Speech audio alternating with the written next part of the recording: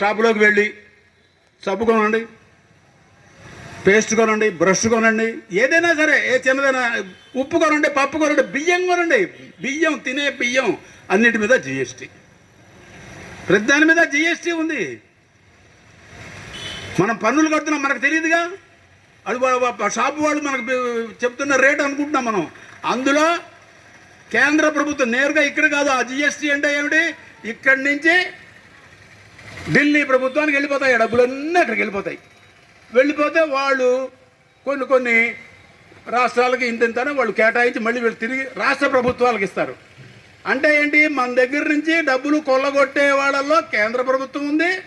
ఇది ప్రతి చిన్న వస్తువుకి గుర్తుపెట్టుకోండి, ప్రతి చిన్న వస్తువుకి క్షవరం చేయించుకుంటే కూడా జిఎస్టీ ఉంది.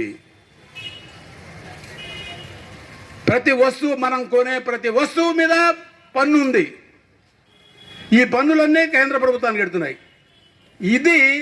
ఇది లెక్కలు, సుమారుగా లెక్కలు ఎట్లా ఉన్నాయంటే, పేద ప్రజల దగ్గర నుంచి 100కి 60 రూపాయలు పెడితే బాగా బడా కుబేర్లు ఉన్నారు, వాళ్ళ దగ్గర నుంచి 100కి 3 రూపాయలే జిఎస్టీ పన్ను.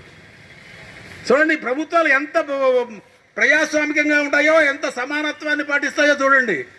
పేద ప్రజల డబ్బులేమో 100కి 60 రూపాయలు అంట వాళ్ళకి. వాళ్ళు మనకి రోజు మేము అసలు పేద ప్రజల కోసమే పొద్దున ఒకసారి, మధ్యాహ్నం ఒకసారి, సాయంత్రం ఒకసారి చచ్చిపోతున్నాం అన్నట్టు, చావడానికి సిద్ధంగా ఉన్నామని వాగ్దానాలు చేసేస్తూ ఉంటారు మనకి. కనుక ఏంటి, ఇక్కడ ముందు వాళ్ళు ఏం చేస్తున్నారు, మనకి ముందు మన దగ్గర జేబులన్నీ కత్తిరించుకు పోతున్నారు.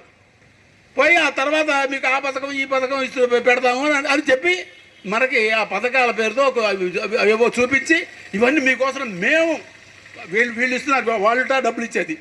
జగన్మోహన్ రెడ్డి గారి జేబులో డబ్బులు ఇస్తున్నాడా, నరేంద్ర మోడీ గారి జేబులో డబ్బులు ఇస్తున్నాడా? మన డబ్బులు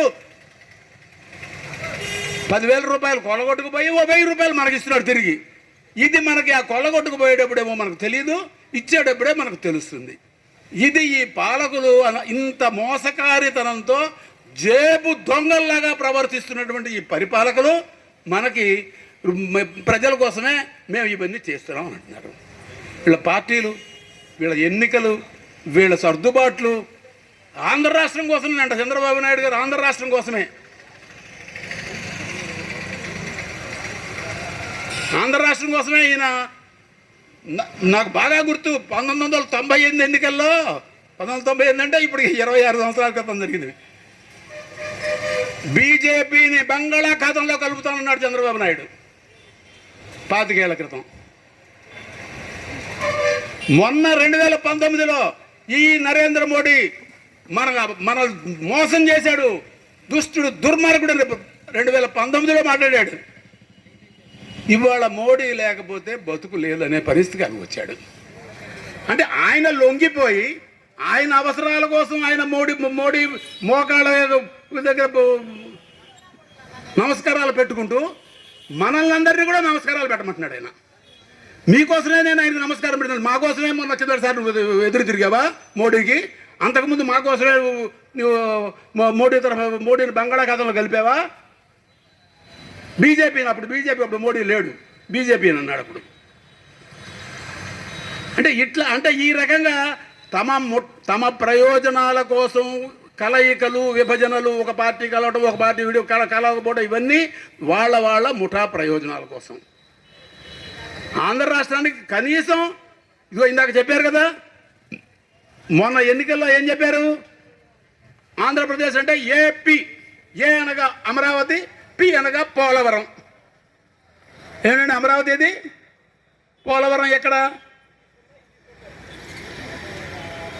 పోలవరం కేంద్ర ప్రభుత్వం కాదు మొత్తం నిధులు ఇస్తానంటే, కాదు మేమే కట్టుకుంటాం అని వీళ్ళు మొదలుపెట్టి వీళ్ళ అనుకూలమైన కాంట్రాక్టర్లు ఇచ్చి వాళ్ళు రకరకాల ఇవన్నీ చేసి చివరికి ఆ పోలవరం అక్కడ నిర్వాసితులకి వాళ్ళ ఇళ్ళు అయితే ఖాళీ చేయించారు, కొన్ని లక్షల మంది ఇళ్ళు ఖాళీ చేయించారు. వాళ్ళు ఖాళీ చేయించినందుకు వాళ్ళకి నష్టపరిహారాలు కూడా సక్రమంగా చెల్లించగలరు. ఆదివాసీలు, గిరిజనులు వాళ్ళు ఏమైపోవాలి వాళ్ళు? అంటే ఈ పాలకుల దృష్టిలో అట్లాంటి ఆదివాసీలు ఏమవ్వాలంటే వాళ్ళ పట్టణాలకు వచ్చి, లేదా వాళ్ళ అభివృద్ధి చెందిన గ్రామాలకు వచ్చి కారు చౌక కూలీలు కావాలి వాళ్ళు. ఏ పని ఇస్తే ఆ పని చేయడానికి సిద్ధపడాలి వాళ్ళు.